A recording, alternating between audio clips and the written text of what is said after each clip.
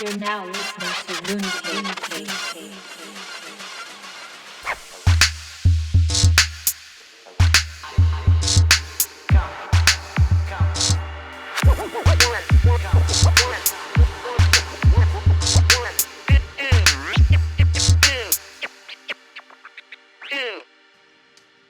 Okay. What up? What up? Welcome to Mooncakes Podcast, episode 12. 12. I was hoping that you just... Episode 12. How do you say 12 in Chinese? Go. Sup. Tick. Tock. Wait. Tock. Ya, yi, some say, lo, cha, ba, ga, That's sup, good too, yeah. Sup, ya, sup, yi. Sup, yi. Sappy! Yeah. I'm not like 100%. I feel pretty confident about that. Awesome. Sappy! Oh my god, my brother, because he's staying with us, right? And he was showing me this one Chinese comedian. Mm-hmm. And his name's Rodney Chang, I think. Oh, Rodney yes. Chang? Yes. He's on But, Comedy Central. Yeah, I think so. But like, it was funny. He was showing me like a part where on New Year's, Chinese New Year, it's not like Happy New Year. It's like, I hope you get rich. Like that's the saying that you say to each other. Yeah. It's not Happy New Year. 新年快樂 is I mean that's how you say Happy New Year. 新年快樂, but I'm sure that means like great fortune or I wish you great fortune. He was like it directly translate to I hope you get rich. That's probably You know, and I was like, whoa, that's cool. That's the whole thing about red envelope and have money in it. Yeah. It's all about like good fortune, lots of money. Yeah. What day is Chinese New Year for this year? It always changes slightly. It does, and I don't know. Oh, I don't know either. It's either I'm in a bad Chinese person. the beginning of February or the end of January. Yeah, that sounds about right. Yeah. Do you, because I started doing this tradition with Joseph, is like the night before on the Chinese New Year Eve, we clean the house, we clean everything, and then we stuff our pockets with cash, debit cards, whatever, jewels, whatever. We put it in our pocket to go into the new year with like good luck. Oh yeah, I know. Like day of, you're not supposed to do any cleaning. We don't do anything. You don't do any cleaning or anything that's supposed to be bad. Like because you can possibly wash away your luck. Yes. Yeah. Yes. Yeah. You are more Chinese than me. I am Chinese, Vietnamese, and Korean all at the same time. All at the same time. Yeah. Yeah. Do you ever get like mistaken for being Vietnamese? No. They just all like basically know that you're like, oh, you're Chinese. Chinese. Oh, because the thing is like people who aren't Asian, they'll be like Chinese and they'll say Japanese. They'll say the common. They Japanese. They'll say the common like Asian things that because the Vietnamese like back like a couple years back like people don't think about Vietnamese. Not saying they don't think about Vietnamese. Yeah, but it was. They think of the common like Japanese. The major ones. Chinese. You know, they'll like say, oh, are you Japanese or Chinese? Like from. No offense to white people, but from white people, they're like Chinese or Japanese. So, yeah, I'll get that a lot. But people who are Asian, I don't know. I think they usually think I'm Chinese I think, for the most part. So, how about you? I get mistaken for everything. Oh, everything. They're like, oh, you're Japanese. Tan. I was tan, like super tan, but there are Vietnamese with like beautiful, like light skin. That's true. It depends on what region and like. Also, how much they go out and stuff. Yeah, that's true. But, I mean, I get mistaken for Japanese or, not really Chinese, but Japanese, Vietnamese, Thai sometimes. And, yeah, like, sometimes they'll get Korean. Sometimes, okay. But not so often. Because they said, like, my nose looks different. More, like, prominent. Because Korean people, they get all the surgeries done now. Yeah. No, it's a petite nose. Yeah, I mean, I guess I almost got on that bandwagon. Like, I wanted to get my nose done, I wanted to get my eyes done, and I'm just like, nah. But then they all start looking alike. They all go to the same plastic surgeon. They all look alike. I don't know if you've ever seen, like, Miss Korea. Yes, they did, like, a flip book or something. It was really Everyone looked the same. really freaky. Yeah, it was really like, freaky. I couldn't tell between them all. They were just like it was so weird. They did like a flip book or something, and they just like they did like a montage of all the photos. Of, I didn't see that one. Flipping on top of each other, and you're just like, is it the same girl? That's like, a little bit more dramatic. Yeah, it's more dramatic. Yeah, they just like because they would look so much alike. So yeah, it's but I'm glad. I love your features, Liz. I think they're just so unique and different and beautiful. Thank you. I love your features too. You do have beautiful big eyes. You've always had huge big eyes. Yeah, I think so. Yeah, you were gifted with that. Big eyes. Big eyes, and I feel like your features, your nose, and everything is like proportion. Yeah, right? I think so. I think I have a lucky face. And it's even too. Oh yeah. Right? They say the more symmetrical. Yeah, symmetrical, the more like beautiful. Yeah. You are. According to I feel like I would have been a real hit in ancient China. Yes! Because I'm petite and small. Yeah. So it's like your feet would fit into those tiny shoes. Yeah, exactly. Yeah. You're a hit now though. Yeah. Sorry, good. Fur. Was it a fur? Yeah, just. I see it. It's cool.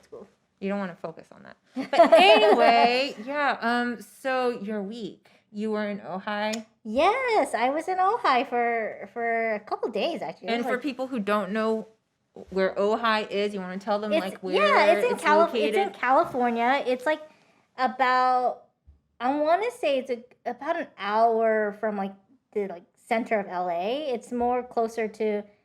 I guess it's closer to Ventura. I don't know if people are familiar with Ventura or it's from Orange County. It's about a 2-hour drive straight. So, but yeah, it's a very nice, tranquil part. Whoa! That doesn't happen. Yeah, I don't know. Is it this? We got to tighten it. No, I tightened it. That's already tightened it. It's this guy. Oh, are we gonna have a problem with that? I don't. Okay, we'll just leave it like that. We'll leave it like that. I can hear us right now. We'll work with it. And so yeah, I was in Ojai, and basically Ojai is just this. It's just you wouldn't think it's this small town, but you wouldn't think it's there because it's like in the valley kind of, and it's just tucked away. But it's just really well kept and everything, and. They have like these bells at the post office where it's not church bells, but it's kind of like church bells. But it's like chime. It sounds like beautiful, like melodic music, and it's kind of like an artist town. Like I know Johnny Depp owns a ranch, and Tim Burton has a ranch over there. Yeah, I'm not surprised. It's a great getaway from people in LA. Yeah. They want to get away. Ojai is one of those places. Yeah, it's like a nice nature, and it definitely has a very strong artist presence. So you're gonna have cute little Main Street there, artisanal restaurants there too, right? Yeah, they're starting to have more restaurants. Really? So Main Street has extended. I think so. I don't know how old some of these restaurants are, but they seem pretty new. Okay, cool. But they'll do Asian fusion and so, one of the places, and there's just one really good. I forget the name of the place. I have to remember, but it has a good. We can always add it. We can add it later. Good rotisserie chicken place, and it's just it's not your Costco rotisserie chicken. It's really good. Costco rotisserie chicken is good too, but this is really good. So yeah, I just helped my sister out. She's a food stylist, and I just helped her for one of her clients and assisted her and did Digitech.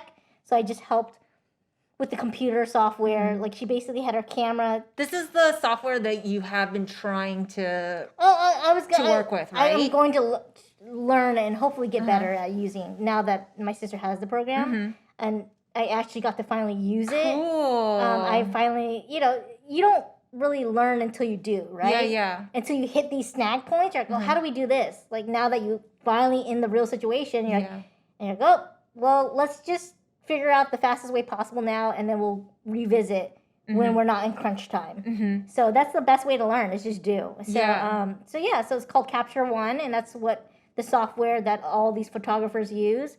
And it's basically you can connect your camera to your computer through that software. Capture One. Wi-Fi?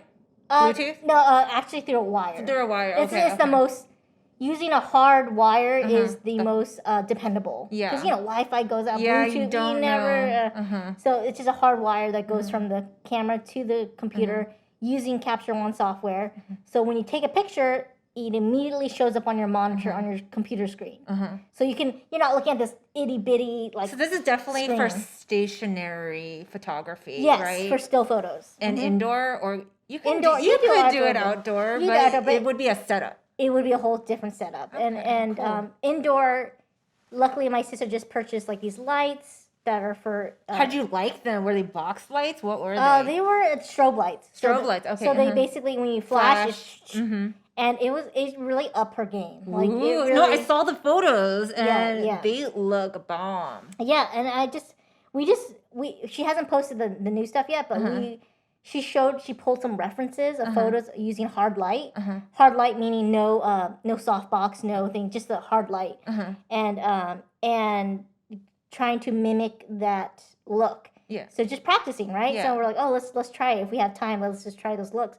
So it was really fun just working with my sister and just trying to imitate these looks. And we were able to accomplish some of them. And so it was great just learning as we go and just get to work with my sister. And she's super cool. And also, again, not a bad location. Ojai. I know. I'm not in downtown Great, LA. I'm not in yeah. downtown LA. Like, I'm so used to working on production sets where I wake up 5 a.m., 4 a.m., and I have to go all the way to set, and, before the sun rises and work 12+ hour days and like a lot of idle time sometimes in between and you're just waiting for the talent to get their makeup done, you're at the mercy of the sun or whatever, just a lot of stresses. A lot of factors, a lot of stresses.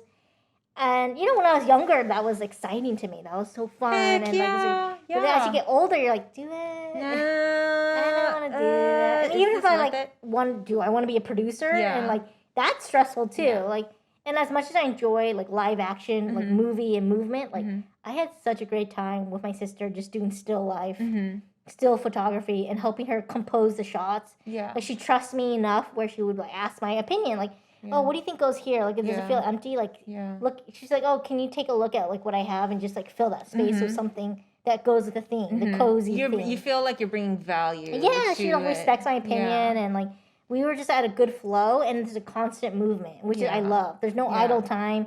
We're just in a flow, and as soon as we're done with the setup, all right, let's wrap this setup and move on to the next setup. So we have to clean, we have to it's just a constant movement and flow. And then I helped her on the computer, so she didn't have to go back and forth to the camera and computer. She could just stand where she is and like, oh, is it clear? Can you just zoom for me and make sure it's not blurry and technical stuff. And just helping her with that too. And it just felt like it's just a good partnership. And so it was really great. And that's why I plan on going every month to help her with to Ojai. That's awesome.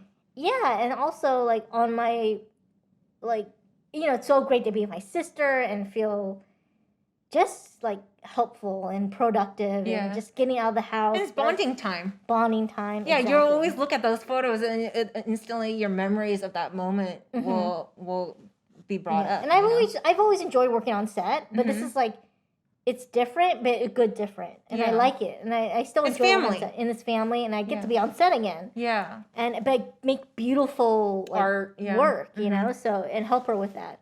And my sister's super talented and just very patient with me, but she's also really appreciative too. And I realize my love language that I like to receive, because I like to give, I like to acts of service, right? That's we established that in our other podcast.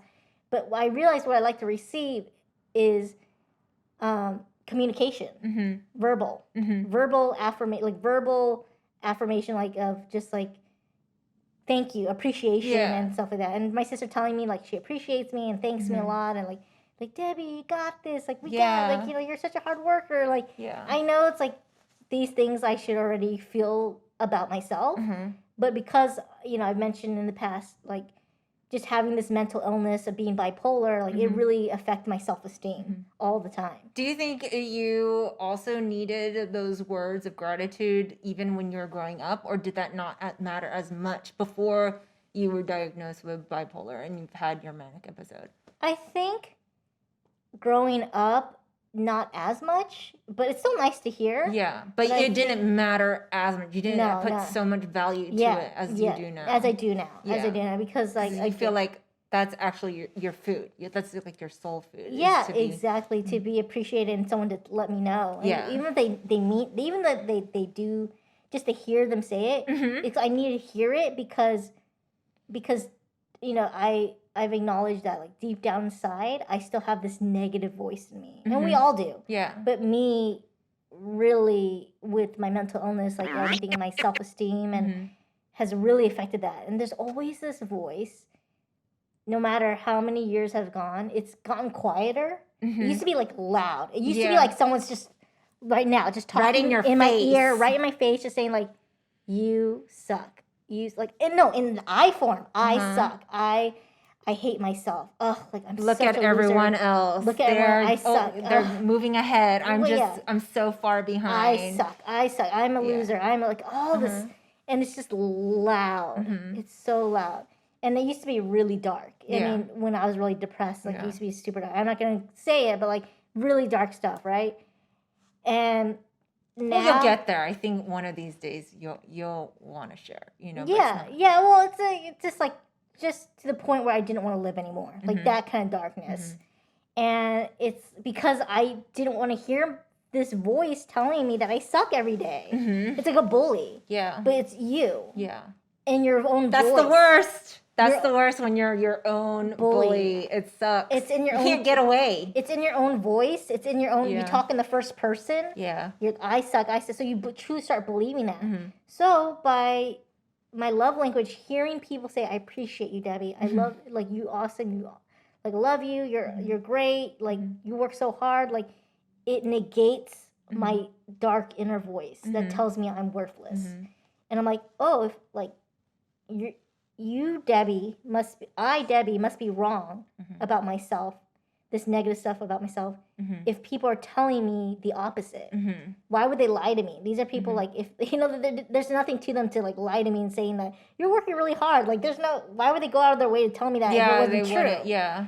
So to hear this like positive confirmation of like, oh, I'm not worthless. Like I need to hear that constantly, because if I don't hear that and I'm just like alone with my thoughts, alone with it, it's just that it's a whisper now, luckily, and I just ignore it.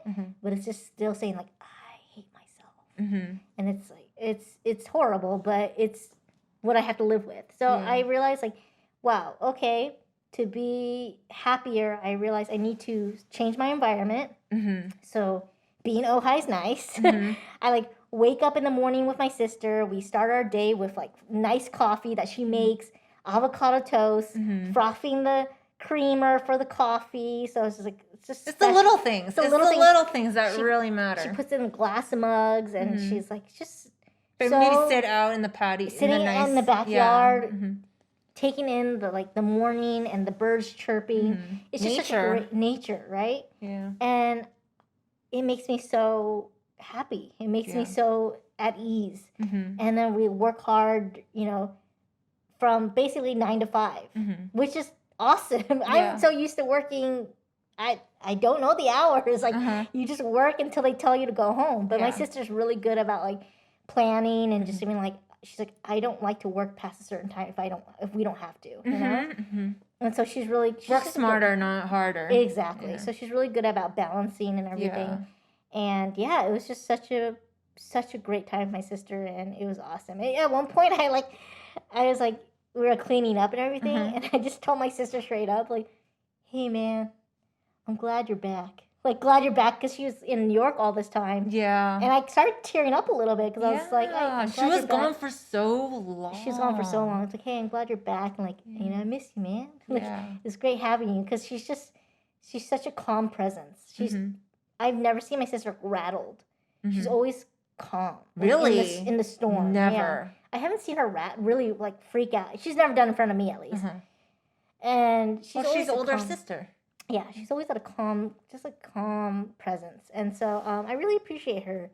And it's different than talking on the phone or something. Than actually having them around. Yeah, just this physical presence with each other, and just being in the moment, helping each other out, and just just being there for each other is just, I feel that much closer to her. Yeah. So yeah, it was really great, and we were able to create some beautiful stuff. I really love the photos that we were able to take, and I was just happy. So I was like, and she was so great too herself. She wasn't gonna ask me to come because like I'm doing it at the moment. Like I'm not getting paid to do this because they didn't budget for assistant. But I just like, who cares? I was like, it makes me happy, and I know that by helping her, like her work will only get better. Yeah, and it's great for your resume. Yeah, exactly. Her work will only get better, and she ideally wants to get more clients like that, similar to the client that we're working on, and working with. And so once she gets more clients, she's like, I'm definitely going to be able to like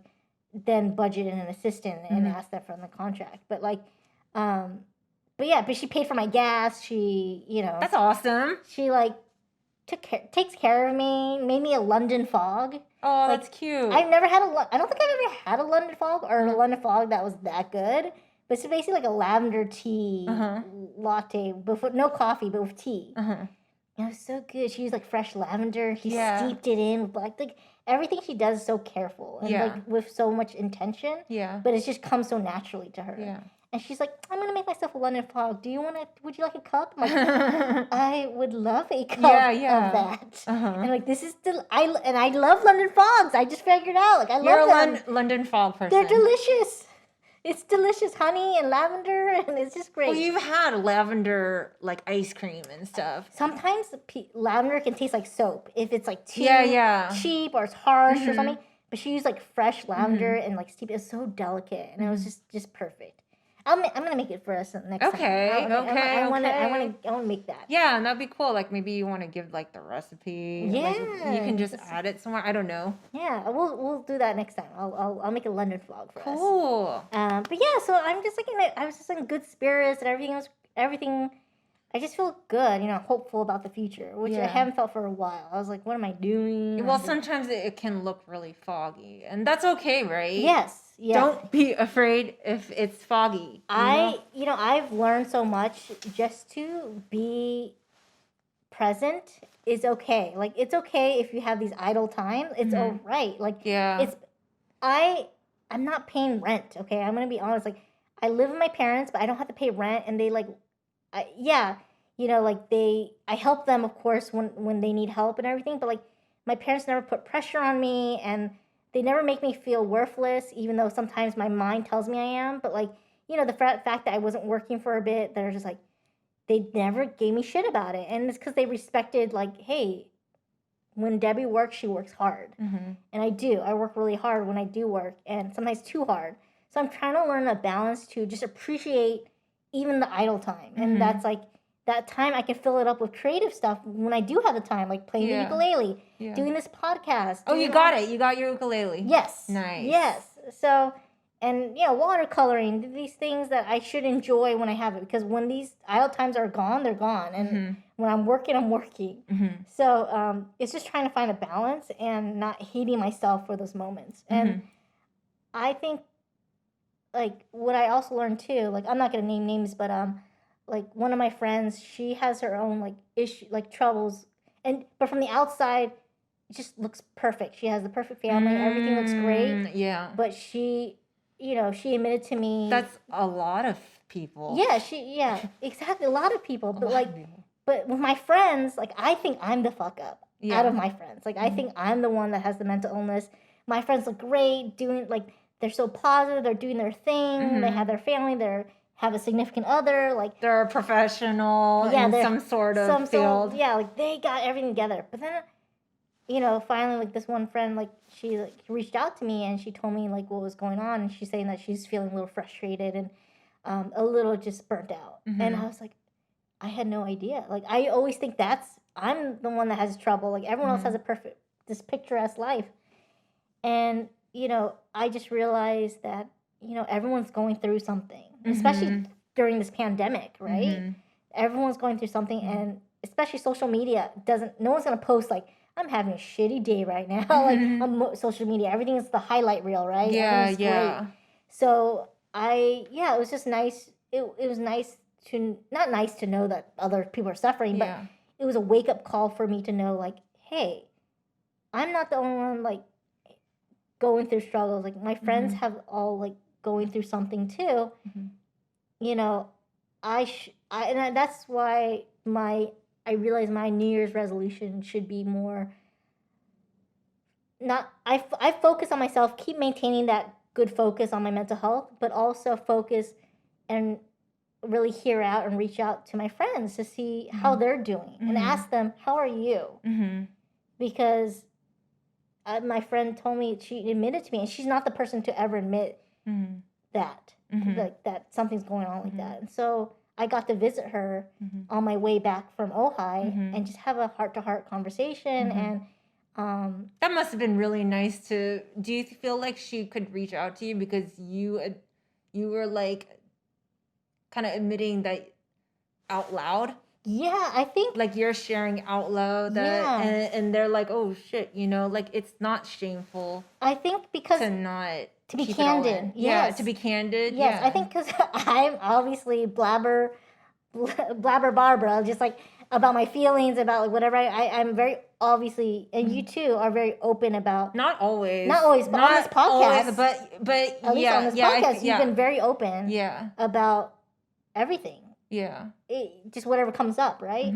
But I've always, like, even outside of the podcast, have been open about my mental health and just my struggles, especially with my close friends and family. So I guess that gives them the liberty or the opening to the comfort power and the power to just be like, oh, if Debbie can open up to me, I should be able to open up to her. Yeah, that's what we're here for. This is why we're, connected. We're friends. We're human beings.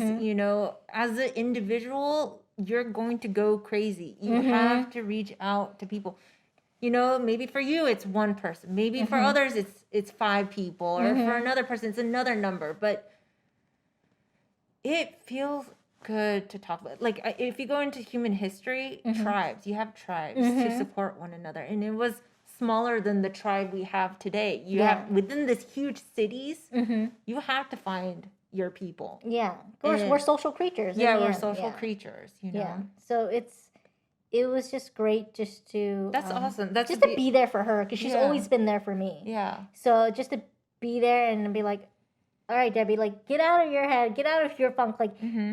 Like, this is not about you. Like, your friend needs somebody, and like to listen to her and stuff like that. And like, I can be that person. Like, and like that person's always been there for me. So like, I can definitely be there for them. And so, it was just nice catching up and just being there and just being able to just even give her a hug. Oh yeah, the power of a hug. Yeah. I think I appreciate a hug even more now. So like I think I take an extra second to just just appreciate that hug. You know what I mean? Exactly. And it really does, when you're more aware of it, I feel like you get more out of it. It's kind of like a recharge. Oh too, yeah, because before it was like it was just the emotion. It was just going through the motion. But now it's like, well, I know it's a pandemic, but I want to give you a hug. Yeah. That's what I tell her. Like, I just want to give you a hug right now. Yeah. Because she's just going through it. And just, but she's just human, and we're all human. And it just showed me, again, a wake-up call. Like, gosh, like, my friends, they all have their own struggles. And they do. I want to be a better friend. Not saying I'm a shitty friend, but, like, I want to be better. And like just be more present than I have been in the past, because I was so caught up dealing with myself. You were figuring out the reins of how to the controls of your emotions and stuff. It's like they say, for when you're born, there's no manual. No. There's no like computer manual. This is like a biological like computer. And you don't have any instructions or manuals and stuff like that. To this day, scientists still are boggled or mystified by the brain. Yeah. The brain is still a mystery to them. Yeah. Things are just like prodding and just testing. And like, we're just guessing, like, hopefully it works, Yeah, but, we're all a mystery, Yeah. So I'm really glad that you guys connected like that. Yeah, it's so great. And she actually asked me, she's like, Debbie, like, how do you do it? Like, I'm like, oh, me? Like, she's like, how do you do it? Because you've been in the deepest depths. Yeah. Of like inner adventure. You know what I mean? Like a dark adventure. Yeah. Have you ever seen those sci-fis where like they're just like in their head? Yeah. Like which one was it? Cell by Jennifer Lopez? Oh, yes. Was it called Cell? Yeah. Cell or something. I know what you mean. Something like that. Yeah. That's a good movie. Yeah, but like you can get lost in your mind. Yes. It's happened multiple times, and some people never come back from that. But I've come back, and so I definitely doing everything I can to not go to those dark places again. Because I visited one time, I don't need to visit again. Oh no, but it's like it's not a guarantee you're not going to go back there. But I think you accepting that you could possibly go there again is better than saying I never want to go back there, which you can't say, but being aware and preparing for it, I think helps. Exactly. And I noticed my episodes, like my manic episodes, are shorter and shorter. Like the recovery time is shorter. Yeah, that's awesome. Because what was your first recovery time? It was like 2 weeks. It was almost 2 weeks or more or something like that. But now it's down to like 2 days, 3 days. Like that is amazing. After game. So yeah, it's good. But you're so right. I think me accepting what is to come, even if like I end up losing my mind again and being manic, to not be afraid of that. Yeah. And to accept if that happens, so be it. I'll come back from it again. I'll bounce back, and I'll be that much stronger. Yeah. And honestly, I still remember that moment where I actually made that conscious decision and acceptance of that. Before that, I was so scared. I was so terrified to do anything with my life. I was like paralyzed with fear. I was like, well, what's the point? I'm just gonna go fucking crazy again. That was my like. You were like in a dark corner, negative position, just shaking negative, back and forth. Pessimistic, negative, and I'm like, what's the point? I was starting to get depressed, right? Yeah. And then finally, I had that consciousness, like that shift in consciousness, and just like acceptance of like, fuck it. Happens again. Yeah. And if I lose people, I lose people. If I don't, like, if I embarrass myself, I embarrass myself. Like, that's just part of my human experience, and it is what it is. It's not like I haven't done it before. So it's like when I accepted that, I was like, this huge relief came from like off my shoulders. Yeah. Of just like that fear of that being paralyzed. I was like, no, fuck it. Like I just accepted it. And like I just have to. I know it's cheesy, but I just have to love myself. I just have to really love myself. And it's like, Debbie, you're crazy, but fucking bitch, I love you for that. Yeah. Like you're crazy beautiful, And you're one of a kind. Definitely one of a kind. It's better. Like I just heard, like it's better to just admit and say your fault. Yeah. Or whatever, and owning it. Not letting someone have the time to get to it first. Yes. Just you go for it and you say it out loud and you own it. You'll feel so much better. You're right. It's just owning what has passed, but just owning it. Like, it is what it is. And like, I just have to do my best, and that's all I can do. Yeah. That's all I can do. But everything is a learning experience and growing from it. So, And it is just the beginning. I mean, like, we're in our 30s, but this is truly just the beginning. I mean, we're just getting the reins on this. And I'm really excited. Like, some people are like, oh, I want to die by the time I'm like 70. I'm like, fuck that. I'm going to live until it ends. Like, it ends. When it ends, when it's the right time for it to end. When life and fate says, hey, this is your time to leave. Yeah. That's when I'll check out. Yeah, not this certain age. And like, no. That's a little pessimistic. And there's beauty to every age, every year. Yes, there really is. There truly is. And it's awesome that we both have that perspective. Yeah. Because like you said, some people are like, I'm going to check out before I get old. I'm like, fuck that. Yeah. I think it's just ageist, right? Like they just have this ageist. They just negative outlook on aging, but that's just our society focusing so much on youth and how youth is so important and everything. But like, honestly, going through what I've been through and being young, like, I don't want to go through that again. Like, I'm happy at this age. I'm super happy at what I've learned and what I've been through. And yeah, I've been through mentally a lot, and I just wouldn't want to go through all that again. All that angst, all that like figuring out myself. I feel so much more confident more than I've ever have in my entire life now than I've ever been. Yeah. And that's just because I've been through it, my own journey. And not comparing to anybody else and just being like, this is me and this is what makes me happy. Come what may. Come what may. Like, I'm going to just keep doing this because it feels good to me and it makes me happy and I get to help others in along the way. Why not? You know, like that. I think that's a win-win situation. There's a reason why you went through everything you had to do. Like, you know, I tell my brother, you know, like, you know, because he wanted to be a physical therapist, you know, at one point, and like, you know, he got in that motorcycle accident and he broke his leg in 2 places. And I was like telling him, I'm like, yeah, it sucks, it hurts, but appreciate it because you're going to unravel a new level of empathy for people who are in that pain. Like, you're going to feel, like, truly, not just say it, but truly feel their pain. And that when you say something to them, they're going to appreciate it because you've been through that. They know that you've been through that same shit. Like, the only reason I can care for my brother the way I do, because I've went through it. You know what I mean? Like, I know that look on your face, in your eyes. The helplessness. Just like when you're in so much pain, like he doesn't even need to tell me.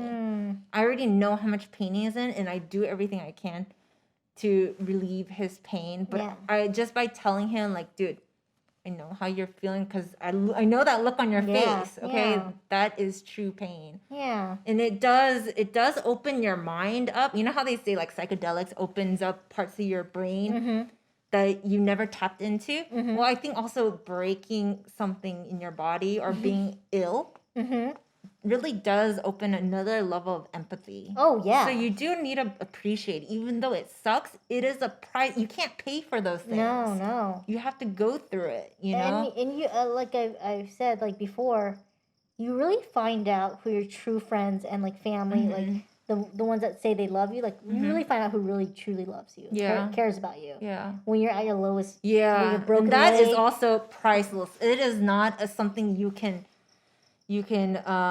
like artificially make to like a circumstance where you can figure out if that person really loves you or not. You know what I mean? Loyalty. Yeah. And you're just like, it's a true test.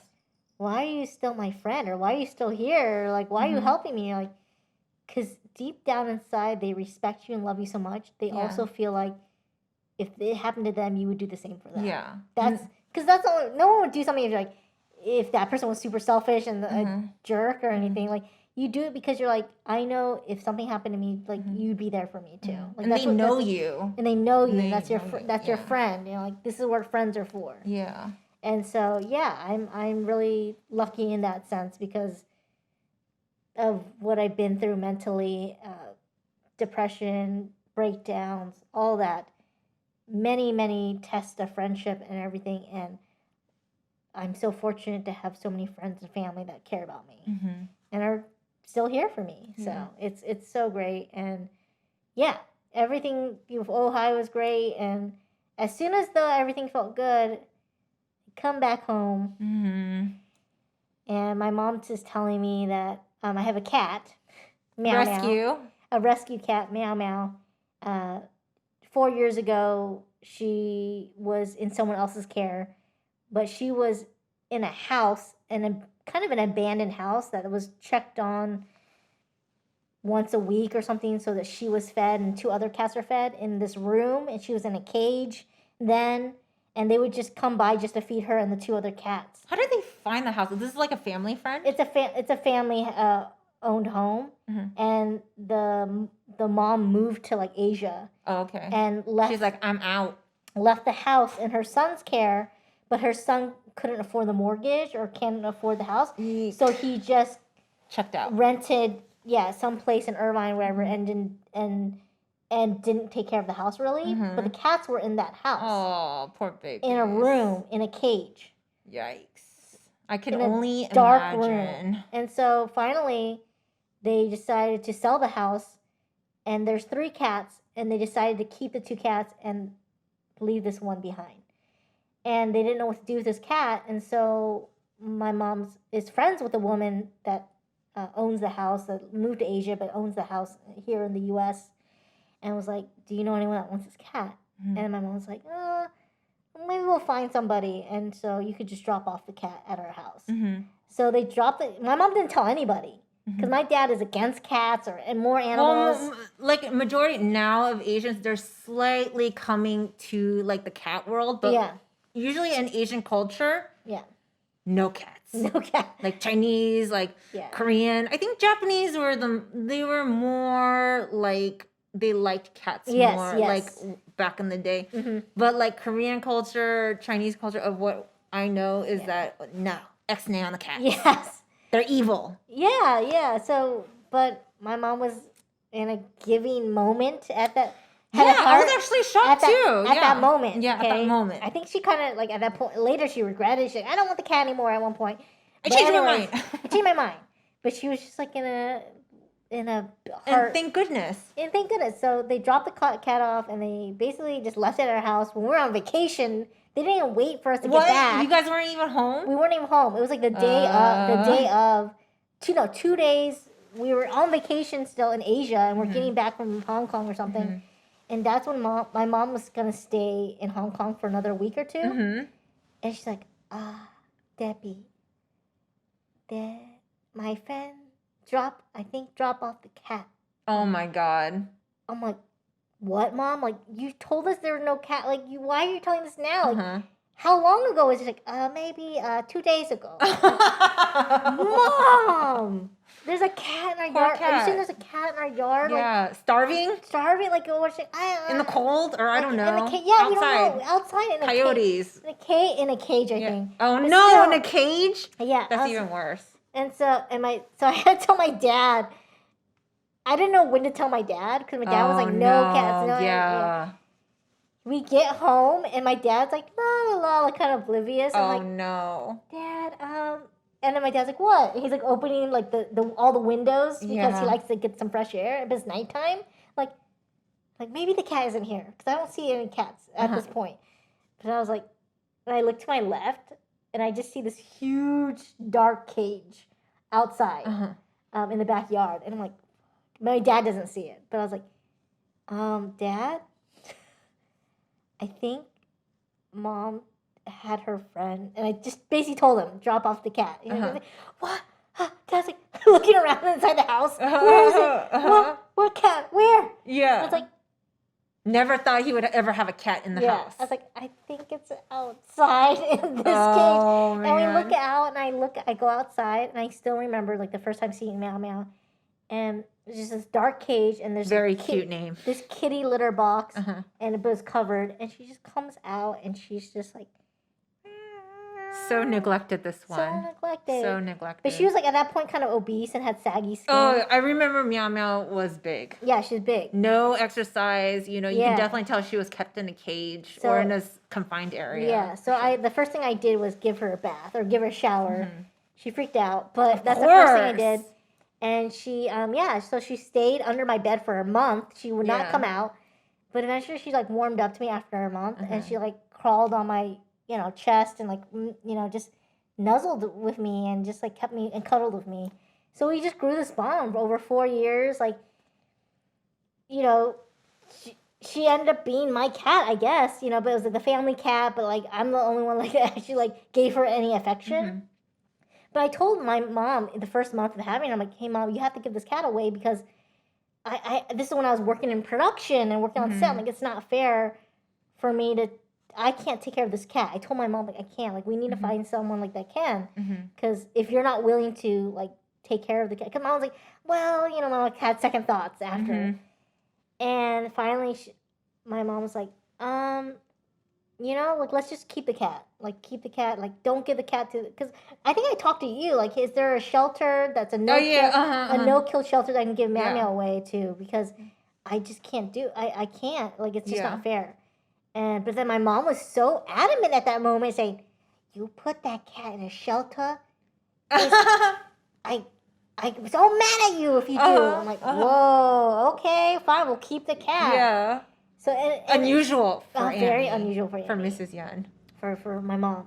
And so we kept the cat, and for 4 years I grew to love her, and my mom was like, I was a bitch to Meow Meow, kind of like a bitch, like she's so ugly. Well, because you guys are mostly like dog family, person. you know, and so is my family. But I was like, she looks so evil with her eyes. I'm like, that's just her eyes in the sunlight. Yeah, okay? yeah. At night, because of the slits. The slits. Yeah. At night, reptilian-like. Yes. You know? Yeah. But at night, it's this big and big pupil, and she's just like really. She didn't give it a chance, and I completely understand from her point of view, because I was a hardcore dog lover. Like if I saw a cat, I would like scare it away. Yeah. Like that's hardcore. And now I have 2 lovely, you know, kitty babies, and they are my world. They just, and they choose you as their human. They choose you, which is very interesting. Yeah, you know? they adore. And so, and Meow Meow, I felt like was more affectionate compared to other cats I've been with. Like she actually every night would want to sleep on my chest. That's and, like, special. Yeah, that's really special. And so she just was really sweet and everything. But anyways, like I just grew attached to her, and she just was my companion for all these years. And so I get back from Ojai, and I get a call from my mom saying that, and just for the past month or 2, she's been losing a lot of weight. But I thought she was eating, like, again, and maybe she was just picky about the cat food. But then my mom was telling me that she's been yowling and hasn't been eating at all. So I get home, and sure enough, she's just as skinny, if not more skinny than since I last saw her. And she's just yowling. It's like, from like the depths. Like the depths. It's a guttural yowling, and I've never heard in pain. Like she was telling you she's in pain. And so I tried to be like, okay, maybe I'll take her on the vet on Friday. I came back on Tuesday, I think. Yeah, Tuesday or Monday. Because I came back on Monday. Oh, and she was okay on Tuesday, but then Wednesday she was still kind of yowling. But on Wednesday she was really, really yowling through the night, and I was like, you know what? I was gonna wait till Friday or Thursday even, but like, I guess I was gonna wait till Friday to take her. But like, it's so bad, and throughout the night and Wednesday night, it was just so bad. Just her yowling, her not sleeping, and I took her on my chest at one point to just let her rest on my chest, and she was like, you could tell she's just bones, you know? Yeah. And she's so weak and just suffering. I'm like, I have to take her to vet the next day. And that's why I contacted you. I'm like, hey, I know you have the carrier. You said you'd give it to me on Thursday, but like, is it right if I pick it up to you right away? And so, so I took her to the vet, and I had a feeling it wasn't good, you know? Like, it just wasn't good. So I waited in my car when they checked her up, and I got the phone call from the doctor telling me, of course, what I assumed, and just saying that, you know, she's actually older than you think. I thought she was like 9, but she's actually 12 years old. And she's just so weak. She's on a scale from 1 to 9. There's like like humans have a BMI scale, or like from body weight or muscle mass and stuff like that. They have that for animals, for cats, and 9 being like, I guess. I forget what the weight is, but 1 being the worst. She was a 1. She's a 1, and she says she's so light. She weighs just as much as some of these puppies that come in. Like she's just so weak. And of course, she's like, you know, the best and most humane option is to euthanize her, to put her to sleep. And that's as soon as she said that, I just started crying. I just I had a feeling, but I just started crying because I'm just like. Like she was in so much pain, and like you know, I can't help feel a little guilty too. Like, I should have done this sooner, or I should have done this, or. But when you're in an Asian household, they honestly are just like, my mom was like, in Chinese, but in English translation, it's like, if the cat dies, she dies, right? Very Asian. Very Asian, like kind of like let her be. Even if she's yowling, they would just let her yowl until she dies. But I was like, that's I can't. It's just so cruel to this animal is literally in pain. I can't stand another day of her not taken to the vet and just not know, like, and so I just knew taking the vet like that that was a possibility. So of course the doctor confirmed it, and I just started crying, and the doctor was really sweet. She didn't make me feel like shit or anything. She totally understood, like, hey, because I told her, like, like, I just live in an Asian household, and they don't really believe in veterinarians. They kind of just like, it is what it is. You just let the animal live their life. She's like, it's okay, and like, do you need a moment? Like, you can call me back. I'm like, no, like, I don't want her to suffer any more than she has to. And like, I just, I'll be okay. Like, just and she's like, of course, she asked me, she's like, oh, do you want to be there during the procedure, during the euthanization, of course. And of course I said, yes, I want to be there, like, I want to be there to the very end. Because that's what I would want. The last thing I want is to see a stranger, people I don't know, that are not familiar with, and that's my last thing I see. So I told myself, like, no, I want to be there. I want to be there. She's like, okay, great. And she's like, so they sent me, and I was waiting in the car, and they sent someone to get me and retrieve me and take me to a room and take my time as much as I needed to say my goodbyes. And they said, when you're ready, there's a white button right over there, and you just push the white button, and the doctor will come in and administer the drugs. And so I got to see Meow Meow and just have like a moment with her. And sorry, I'm crying, but it's just like, let it out. Yeah, just let it out. They brought her in She was just looked so little in this towel. They brought her in. It was just me and her, and I got to say goodbye. I got to sing to her. I got to tell her how much I loved her, and how much she meant to me, and how much I appreciated her companionship for all these years. And I just think it's so strange. Like, as soon as I'm feeling good about my other parts of my life, about working in Ojai with my sister and feeling good and feeling like I'm learning stuff and everything's great and life is good. I got to see my friend on the way home from Ojai, and just, just everything, just, I just felt everything was just positive. At a high, Yeah. And then, just to have this cat, Meow Meow, just be there when I really needed her these 4 years. Because I don't have a boyfriend. I don't have a significant other.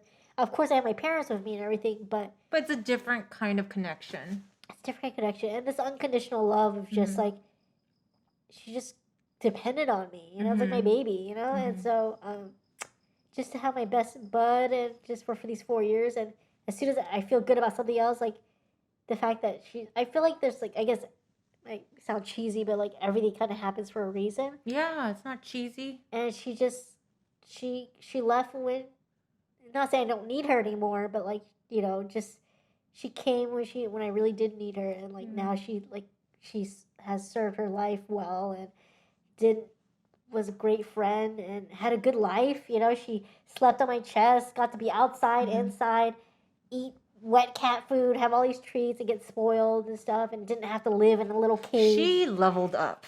Okay, she leveled up. She had a good life. So, but I got to sing to her and hold her, and I sang to her like you are my sunshine, and I got to sing to her a little bit, and then I pushed that white button. The hardest part is pushing that white button. I've never done that before, but it sounds just pushing that white button. You're just like. And you just know, like, you just have to, because the longer I wait, you just suffer, Yeah. And so, but I got to say my goodbyes and push that button, and the doctor came. And at first I was too scared to hold her, because she was when they brought her in at first, they set her down on the couch. I just kind of kneeled down and just, when it was just me and her. But when the doctor came, the doctor's like, okay, like, she explained to me the procedure and everything, what each drug was for. The first drug is to just kind of put them into a sleep. And relax them. To relax them. And then the second drug is to actually stop the heart. Okay. And It's like going to sleep. Yeah. Like it is. Yeah. So, but the doctor's like, do you want to hold her? Like, do you want to, I'm like, oh, like, can I? Like, I just don't want to move the needle or like, because she had like a little IV kind of going through her. So she's no, you could tell there's no wrong or right way. Like, just like, if you want to hold her, like, here. And she gave me the cat and like handed me to Meow Meow to me so Meow could look at me. And,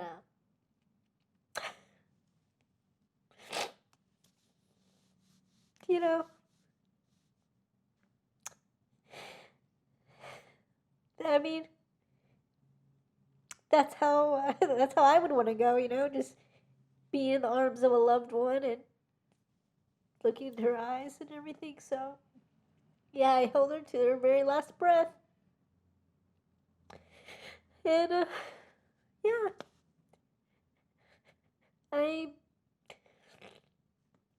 I'm just glad she's no longer in pain. And I'm glad that I got to be there for her. And even though others, not you, but like my family would be like, oh, Meow Meow, like here while she was living, like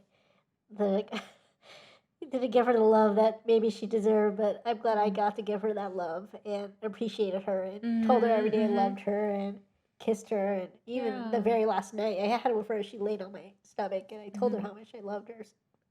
And I told her and I said, you know, promise me that you'll save me a spot and you'll meet me on Rainbow Bridge. So, and that was it. She, you know, some, depending on the pet and their health-wise, everything, sometimes it takes a while for the drug to kick in and a lot of factors, but she went quickly. As soon as they put the sex drug, like it was instant. Like it wasn't this like long, prolonged death. Like it was instant. And I'm glad it was fast. You know, it wasn't like this torturous moment. So that was it. It was peaceful. And I chose to get her cremated and just have her ashes spread into the ocean. They're just gonna do like do that. So and that's what I chose. That's what I did. And you know, that's the thing about pets, you know, they are so good to you. They're so good to you as your companion and everything. And so I'm just glad it was so unexpected to even have this cat in the first place. So she came into my life unexpectedly, but when I needed her the most. And I guess she left when she needed to leave, you know? And yeah. So and you're handling it beautifully. You know I guess what I mean? I'm handling it now. No, you are. I mean, this is clean. just took it out and I just washed my hands to use that. Thank you. But you are handling it so good. Like she could have left you at any point when it was heavier time for you. Yes. But like you said, I think animals have this instinct. Like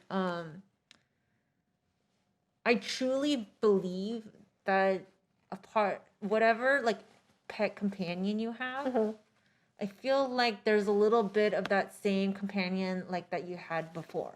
Like let's say you've had, you know, I know you had a collie before, right? Yes, a dog. A dog. A DOC.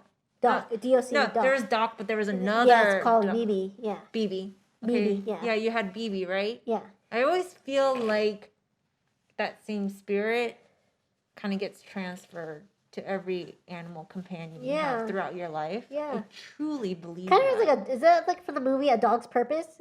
I thought about it actually before that. But yeah, like that's kind of like idea. That's the same idea, but I like from my gut I felt that, you know, long before when I lost one of my cats tragically, Ricky, and then I had two cats and I was in so much pain at that time losing this cat that I love. But I always feel like there are similarities in these pets. I don't know, like for me I feel like it's a familiar spirit. So I feel like, you know how they say cats have 9 lives and stuff. I just feel like pets, they have this same similar spirit. They might not come back as the same exact way as you remember them. Yes. But they stay with you until you're done with this life. You know what I mean? Yes. I truly do feel that. I agree too. I totally believe that. So but yeah, so that happened. Yeah, that happened. Yeah, I didn't expect to cry again. That's hard, but it's No. like reliving that. So It's gonna be, you know, when I lost my dog of 18 years, Happy, yeah, I still think about her every day. I think about her more and more fondly than any relative I have. Like my grandma. My grandma is the only other human being that I think about. Yeah. You know, very often. But I think about my dog Happy because she was there when I had no friends. Yeah. No human friends. And all the friends that I had, they treated me so badly. But Happy hung in there. And I didn't take her to the hospital. I was living in a different state and she waited for me. Oh. To come home and take her. Oh. She waited. Like my mom was like, I feel it. She's waiting for you to come home. So I took her and I took her back to Vegas where I was living. And she couldn't walk at the time. But I wanted her to be near me. Yeah. And she couldn't walk or anything. I had to clean her and I fed her all the best food. She loves bananas and sweet potatoes, and I fed her all those things, and she passed peacefully. And I'm so glad that I had her close. So like, you know, everyone will have different circumstances. Yes. You know, we're not saying, you know, if you don't take it to the vet and get your pet euthanized, that's, you know, we're not saying anything's right or wrong. No. You got to feel it. Like, what is best for your companion? Yes, absolutely. And that was just the right, I feel like She was yowling in pain. Remember what I told you the other week? I was like, the cats only yowl to get human attention. You're right. Yeah. You're right. And I double-checked. I looked at that up. You're right. Yeah. Cats don't meow at other cats. Yeah. Yowling for us to get our attention. So I'm like, she's never made this kind of sound before. She was giving you that sign. Yeah. Like, and I'm glad she waited for me to get back from Ojai. Yeah, she waited. Yeah. My dad and mom were saying she was doing it for like 3 days. Like, wow. Yeah, so she hung in there for you. Yeah. And even the doctor was saying, like, she's not even, like, that lucid anymore. She's actually, like, almost like comatose. By the time she got to the doctor. She was weak. She was out. Did they tell you what was it? Was it cancer? Or they didn't. I mean, she basically didn't tell me. Like, she said it's probably just old age, and also, like, it could be other factors, but, like, even if she were to do all the testing and everything like that, like, it's just too late. It's just she's just so gone at this point, and it's just too. She wouldn't be able to bounce back from.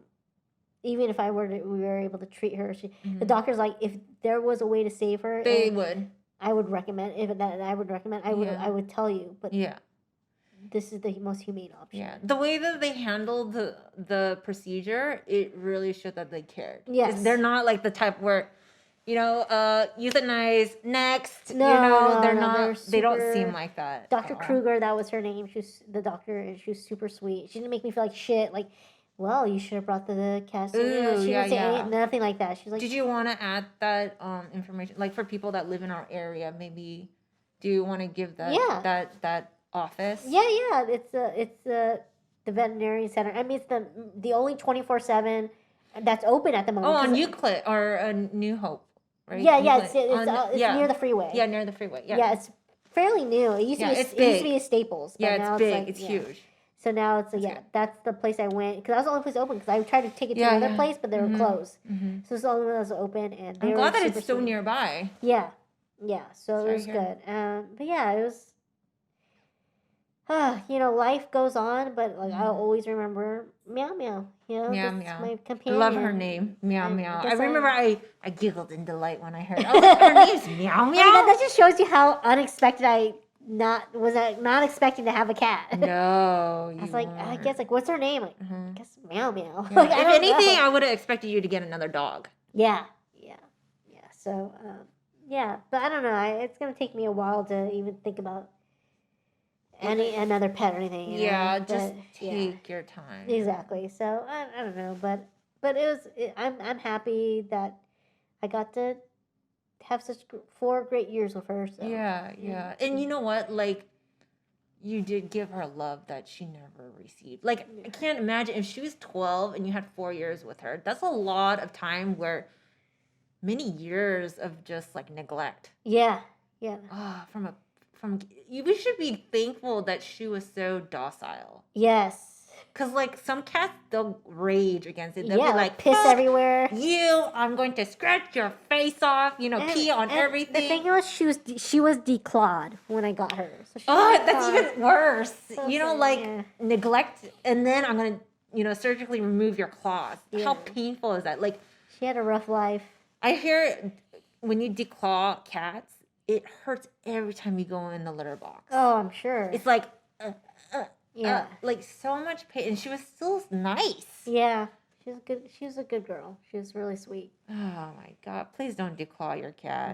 Please, I beg of you. If you feel like you're gonna declaw your cat, just give it to a better home. Yeah. Please. Exactly. Don't do that. It's like someone ripping your fingernails off, your toenails and your fingernails, and like, I don't know if you guys ever tried this, but like, when you're missing a bigger part of your fingernail, it's very sensitive. Oh, can you imagine for cats? Oh my gosh, how that feels? So bad. So bad. But in the memory of Meow Meow, like, let's have a little toast in honor of Meow Meow. Of course, yes, let's do it. So I brought you. We let this breathe. It's kind of difficult to find a good tasting organic wine with no sulfates in it, and the reason why I try not to have sulfates is sulfates give me headaches. So if you guys are, I'm not saying that's the only reason why you may get headaches from wines, but that's majority of the reason why people get headaches is because of sulfates. And of course, wine is supposed to be known to be good for you, but nowadays there's so many chemicals in the wine, so you can't really get the good benefits from wine. So this is my favorite so far wine that I found so far, and when I find a better one, I'll share it. Yeah. But this is called Beaver Creek 2019. It's a Cabernet Sauvignon, and 100% organic. Ooh. So in honor of Meow Meow and her life with you, let's have a toast. Thank you. Yeah.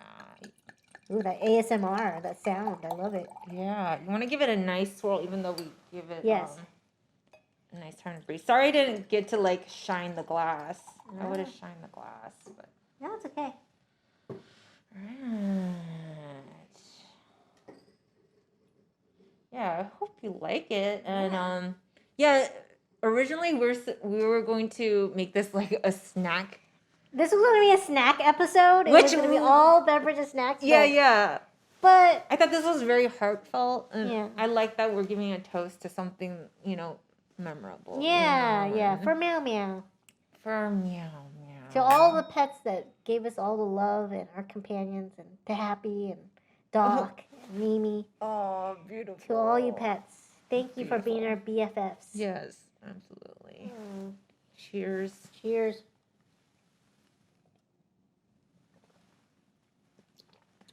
Ooh, what do you think about that? I like it. Because usually, organic wines with no sulfates, they're very thin. This one you can see that there is. We swirled it a while ago, and you still see the legs. The viscosity. Yeah, so it has body, and it has a lot of depth. It's dry. I think it's a good one, right? For a good price. It's good. I like it. It's great. And you can buy it a whole. I'm not selling it. I'm just saying, like, it's hard to find. She doesn't work for them, okay, I guys? don't work for Whole Foods. I don't. But I do enjoy a good value bottle. And also, like, I love, healthy stuff. How much was it for the bottle? This is $20. Which is reasonable. Yeah, it's reasonable. And today I went to go get it. I got my first bottle for Christmas. And there was a lot there. There's a lot there. And then I went back today. There's still a bunch of different organic bottles available. There's only 2 bottles left of this. So it's not just me. There are people tasting this, and I feel like this is going to be a hot bottle. So good. Hot. I love it. It's great. Yeah, I'm glad you like it. I love it. Yeah. So the rest of the bottle is completely yours. Aw, we don't thank just you. enjoy it, you know? Thanks. And I think it tastes better over time. Mm-hmm. So you don't have to like drink it right away. I think it has more depth once it even opens up even more. So sometimes I even let it open like the whole day before I drink it. It just becomes sweeter. Oh, nice. Okay. Yeah. No, I love it. It's great. Enjoy it. And yeah, I mean, it really did sadden me about Meow Meow, but I felt like I felt a tear, yeah. it's hard because like for me, I feel more connected with animals than humans because I feel like sometimes I can't really say what's on my mind. Like I'm practicing more to do that on here. Yes. Because my family, we're very like hush hush. Mm-hmm. We don't really talk about our feelings. It's not trained. It wasn't introduced at a young age to, you know, talk about how you feel. Or, you know, if you're feeling this way, you know, let's discuss it. There was none of that. And so, of course, when you're feeling the more difficult feelings, it's confusing. It's tough. But animals, they're very healing. I mean, there's a reason why we have pets for, you know, the ill, you know, like, you know, what do you call it? Therapy pets and stuff. There's, what do you feel? Do you feel like, oh my gosh, like I remember when I was just like, I just feel like whenever I was sad or anything, she would just be there. Yeah. She would just like kind of. Not talking, not telling you what to do. No. Yeah. Just being there. Just being there and just holding her and it's just important. Just petting her and just her just right here. It just, that's all you need. You don't need someone to tell you answers or anything. You just need someone to be there so you don't feel the vibrations you don't of feel the purring. The purring. You just don't feel alone. Yeah. And this cat just like loves you. Like this animal just loves you just who you are. You don't have to be somebody you're not. Like you're just yourself, and this animal comes and just adores you and depends on you and purrs and just loves you, and like what more can you ask for? You know, just that kind of companion. So I'm really grateful, that I had that. I never thought I was a cat person until I met Meow Meow. Yeah. Like, it's kind of strange how that happens too. And I mean, vice versa too. Like for cat people, maybe they will suddenly find themselves in a situation where they've adopted a dog. Yeah. Or a bird or whatever your animal is, you know, like whatever animal you find yourself connected to. You know, it's like the same thing with race. It doesn't matter what your outside appearance is. Is it really you connect? Yes. And that's all that matters. You're right. You're completely right. Yeah. I'm happy. So, that I got to have that, and I'm lucky. I'm a lucky one. Got a little companion that loved me, and it was a cat. And you know, cats have bad reps, but Meow Meow was good to me, so I can't complain. You gave her a chance, and you know she gave you a lot in return. Exactly. So she's my buddy. She was my buddy. So you're right. That I really feel like that cat spirit, like the animal spirit, like follows you wherever you go, and kind of goes into other pets and morphs into just like how you would see in fairy tales and stuff. You know, you're like, oh, that's so cool and stuff, that this this animal spirit follows this protagonist around. But really it is, if you really are like, if you really think about it, you think of all your line of pets in the past, they're all some way there's a connection. You know. Shall we try some more snacks? Yeah. So, do you want to try your snacks or my snacks? Yeah, let's try one of your snacks. Okay. And then, is this a snack you're familiar with or a new I'm familiar with this snack, but I don't know about this brand. But takoyaki? I've never tried. I've heard of I've heard of Calbee. I'll pick that up later. Okay. But do you want one of these? Yeah. Just in case.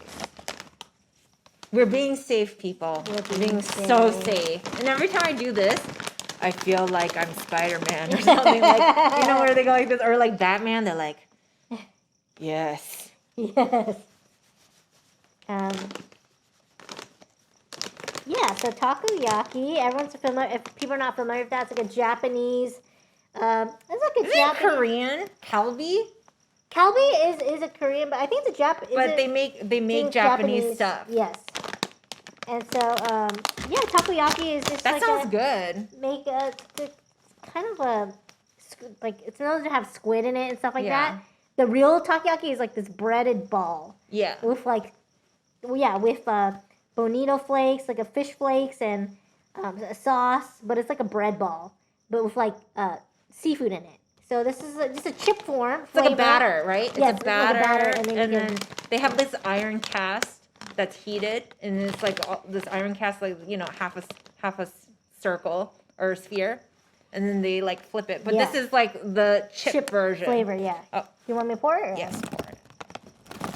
I'm being so careful, and obviously we didn't think this through. Yes. We're just like, hey, let's do snacks. Let's do snacks. We love snacks. Like, oh wait, we're wearing a mask. So how are we gonna and try it with the wine? Does it taste good with the wine? That's a good one. So let's try this. Very light. Sweet. No, yeah, it's a little sweet, and I like that. Like corn. Corn puffs. Corn puffs, yeah. This is harder than I thought it was gonna be. I'm gonna put it in here. How does Spider-Man do it? It's all a movie. I like it. The sweetness from it is nice. Mm-hmm. That's a fun mix. So that's a yes. Oh my god, I have to tell a story. So Donna, she gives like, care packages, right? And then she one time gave me like a bunch of crackers for my birthday. I think it was for my birthday. And then she introduced me and my family to Bitchin Sauce. Bitchin Sauce is like this vegan almond sauce. And it's called Bitchin Sauce. And you're just like, oh, that's like it's like a funny name, so you don't really take it seriously. Yeah. And it's amazing. Like I've made almond sauces, but it's just nice to try their version, their mixture of it, and it's organic. Mm-hmm. And I really appreciated that Dawn was like, "Oh, vegan, organic, cool. Liz is gonna love it." Yeah. And I love it. We put it on everything. Like when we make a salad or a rice bowl, you just drizzle that on. Or like if you want to make like a roll, like just a vegetable roll with seaweed. Just drizzle it on that, what baby. What does it taste like? It's got a little bit of chipotle in there. It's got a creamy base because of the almond. It's got a bunch of other spices in there. Got it. This is orange sauce. But the funniest part is like my mom, she doesn't cuss. She's very like religious and stuff. And I would make all these different like foods for her. Like we would dip chips in it, and like I would serve it with like celery sticks and cucumber sticks. And she's like, "Oh, this tastes good. What is it?" And I'm like, "It's Bitchin Sauce, Mom." And she's like, "Oh, what?" I was like, it's seriously called Bitchin Sauce, Mom. I'm like, go ahead, say it. So I would have the best time of my life just saying, Mom, say bitchin. Say bitchin. Tell all your friends. Tell all your friends. Like all my aunts, like we call them emo. That's how you say auntie if that's your mom's side. So tell the emos, that you love Bitchin Sauce. Just cry it all out. And, like I would just get the most like satisfaction out of it, like so much satisfaction. I'm like, say bitchin'. Say bitchin'. And it's so fun. I finally got her to say it after like pushing her to say it so many times.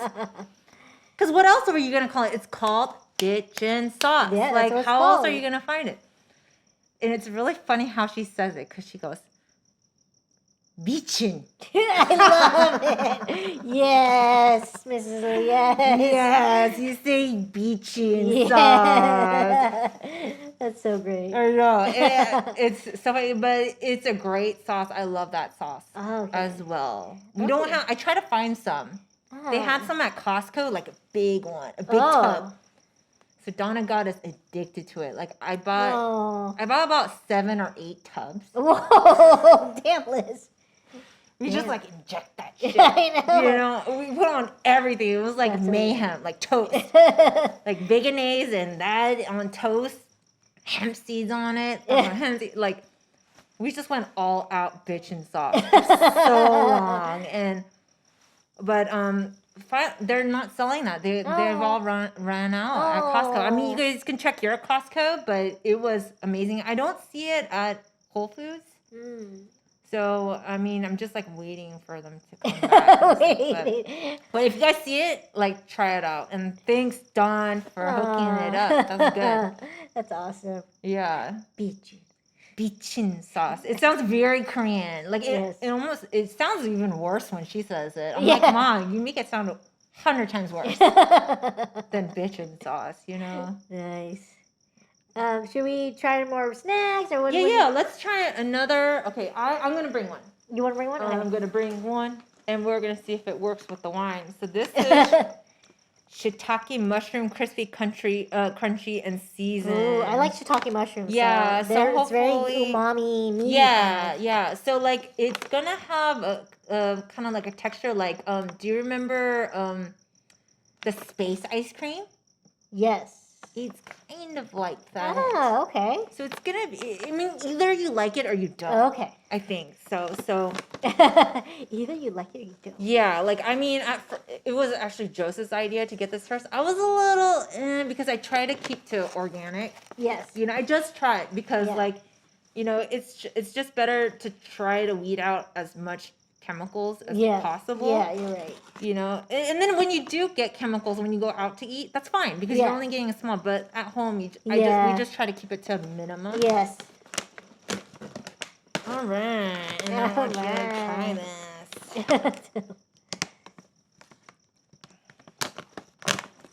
Shiitake mushroom. Yeah. So you want me to? Yeah.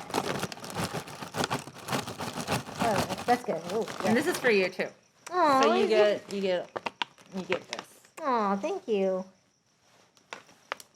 So it's no artificial ingredients, all natural, non-GMO, which I appreciate. Crispy and crunchy snack. And this is my first time trying it with the wine too, so it's crunchy. But I think it's seasoned nicely. Like, I like the seasoning.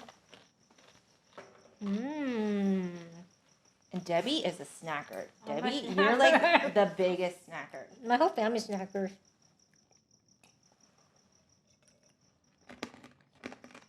Ooh. Brings out that shroomy taste. Love it. I love fungi. This is good, Liz. This You is like really it? I wonder if your parents will like it. Good. You'll love it. Oh, my dad will love it. Okay, good.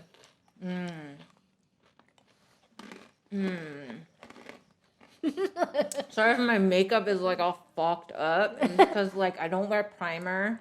No, it looks fine. Okay. Okay. It's so funny. I was telling Debbie, my mom. She was like, oh, you know, I showed like the bottles of wine that I was getting for this episode for Debbie, and she was like, oh, why are you getting all those snacks? I'm like, oh, we're doing a snack episode. She's like, make sure you eat prettily. I was like, Mom, we don't do that. Eat prettily? Nah. Not on this show, okay, Mom? I'm so glad you like it. Good. You know, because one thing me liking, I like a lot of weird shit. Good. I'm glad you like it. And with the wine, do your parents drink wine sometime? Occasionally? They do. Do you think they might like the pair? I actually really love to know if they like the pair together. I don't know. I'll have to try it. So good. So good. All yours. Thanks, Liz. Yeah, no problem. Again, it's by Snack Yard, and we're not promoting. We're trying out. We're snack enthusiasts. You're snack enthusiasts. Yeah, exactly. and I think we'll do this like once in every while. You know. Yeah, we'd like have a snack of the week or something. Yeah, we'll do maybe a snack of the week. Yeah, that'd be awesome. We'll try it out. Do you want to try one more snack, or do you want to? I know we're kind of on time, but what are we at? we're at 1 hour and 24 minutes. Oh, okay. Well, we can try another one. Okay. Do you want to try with this guy? Yeah. As long as we stay under 2 hours, I think I'll be fine. All right. Let's just try one more snack, and then maybe if we try it for tea. Sure. This mango This sounds really yuzu good. green tea. It's slightly sweetened, but I love slightly sweetened. slightly. I love slightly sweetened. And then we got this kasugi squid pea snack. It has I love pea snacks because Yeah. sometimes they come in like wasabi flavor and stuff, right? yes, I'm not going with wasabi, but this is like a squid. Cool. Let's try it out. And then for all the other snacks, we could just save it for next Yes, week, maybe. yes. Because we haven't opened them up. No. So stay tuned for next week to, find out what snacks that we pick. And I do like the other snacks too. I do. Let's have some snacks. Yes. Yeah.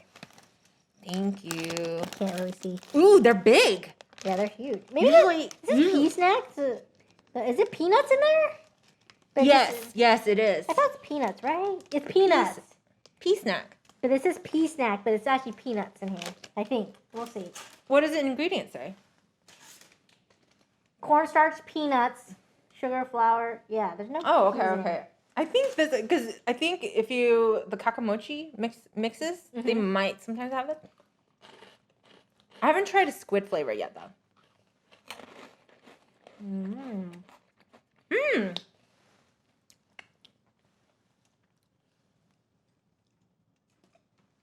It's got more of like a dense like cracker texture, not a puff. Not a puff. It's a cracker. It's a cracker, yeah. And where do you get these? I went at the Seiwa. I think it's called Seiwa. Yeah, Seiwa Japanese on market. Harbor. Yes. Yeah.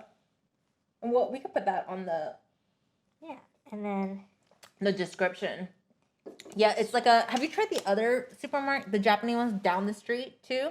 no, I haven't. There's another one. What's it So this one they have more like dry snacks and snacks, right? The other one has like more. Ooh, Yeah. it's not Mitsuwa, right? No. I forgot the name of it. I forgot. But it's on Harbor. Yeah. All right, I'll check It's it on out. Harbor. If you go down a little bit more. All right, and now we're trying the mango yuzu green tea. Slightly sweetened. I don't know how I feel about it. Let me taste it. Well, sometimes you have to enjoy it when it's like, teas. Mm-hmm. Like it tastes better when it's hot. It smells good. Is it the yuzu that has it like I like it. You like it? Yeah, I really What like do it you- because it just has the aromatic. Yeah, it's like a. It does have a very clean, sweet, citrus smell. I think it's the yuzu. And I do love yuzu. Maybe that's what it is. I'm not used to just yuzu on. You're not used to a yuzu tea. No. You're used to a yuzu like lemonade. Yeah, or some kind of dressing or yuzu dressing. What is yuzu? It's a Japanese like citrus. Ah. I think it's either a lemon or an orange or something like that. I like it. All right, good. So it's tea organic. So if you guys want to try that out, I guess we'll just add this all in the description. I dig it. It's light. I like that. Good. Nice. All right. Well, I mean, I think that's good for snacks and drinks and everything. I think it's time. Yeah. Well, we of course we always have plenty to talk about. Yes. I'm sorry. A lot of it, Meow Meow took over and everything. I feel like I talked a lot in this episode. No. You know what? I think that's the reason why I enjoy this podcast, and I hope other people appreciate it too. That we just kind of like let it flow. There's no we might plan certain things, but I mean that doesn't matter. What matters is that that's what you wanted to get out. Yeah. And I think also. Thanks for listening, Liz. Yeah. I think also it's really important for people who are going through a lot of people might say, oh, you just lost a pet. It's not a big deal for a lot of people, and it hurts. It hurts when that person is lost a companion, a pet, a furry companion, and no one cares, it sucks. Yeah. You really feel alone, and you feel like that maybe other people might not maybe be slightly heartless. They just don't understand. They don't understand. They never got that close to a pet. Yeah. They never had that for themselves. Yeah. Which is sad. That's sad for them. They never had that kind of commitment. It's a treasure. But I'm lucky that I got that. Absolutely. And, like, people hearing your pain and your story and your beautiful, like, sweet but short relationship with Meow Meow, I think it will help a lot. Yeah, I hope so. Grieving, there's nothing wrong with grieving and letting it out. Let it out! Let it out. This podcast is all about letting it out. Yeah. Like you said, we might have a plan of what we're going to talk about, but whatever organically comes out, it comes out. And that's what happened. It was going to be a snack episode, but this is what happened the other day. And it's real. It's raw. It's real. It's raw. It's Mooncakes Podcast. It's Mooncakes Podcast. Well, thank you all so much for listening and tuning in. As always, email at us if you have any questions, comments, concerns, anything. Email at us at mooncakes.podcast@gmail.com. And please follow us on Instagram to see our funny photos, our little clips that we show on our stories on Instagram at mooncakes.podcast. And everything that we mentioned in the episode, snack-wise, everything, we'll add in the description. So thank you so much again for listening, tuning in, watching, and we'll see you next week. Bye-bye. Bye.